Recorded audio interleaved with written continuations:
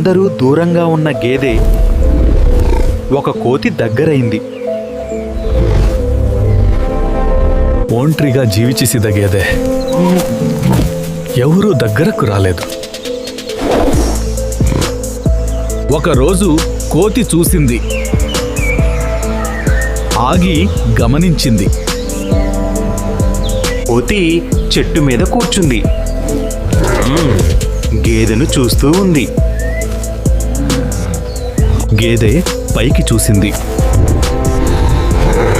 కొంచెం భయపడింది. కోతి దిగింది, దగ్గరికి వచ్చింది.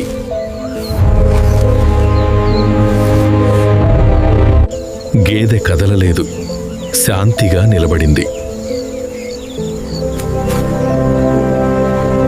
కోతి దగ్గర కూర్చుంది. భయం పోయింది. అక్కడి నుంచి మొదలైంది వింత ఫ్రెండ్షిప్.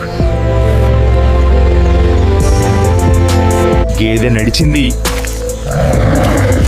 కోతి వెంట వచ్చింది. కోతి వెన్నుపైన ఎక్కింది, గేదె ముందుకు వెళ్ళింది. కోతి పండ్లు తెచ్చింది, గేదె దగ్గర వేసింది. గేదె గడ్డి తిన్నది,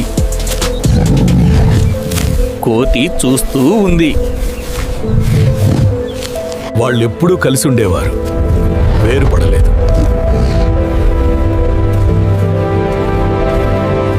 ఒకరోజు ప్రమాదం వచ్చింది.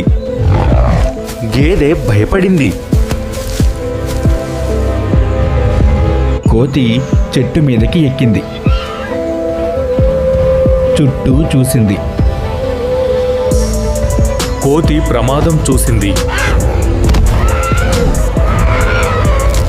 గేదెను హెచ్చరించింది.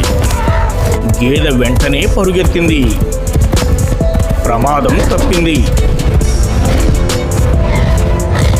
గేదె ఆగింది, కోతి వైపు చూసింది. కృతజ్ఞతతో నిలబడింది. ఫ్రెండ్షిప్ గుర్తుపెట్టుకుంది. ఇక భయం లేదు, ఇద్దరూ కలిసి ఉన్నారు. అడవిలో అందరూ చూశారు, ఆశ్చర్యపోయారు.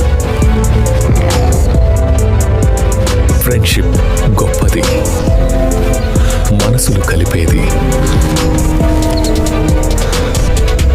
ఫ్రెండ్షిప్కి రంగులు అవసరం లేదు, ప్రేమ ఉంటే చాలు.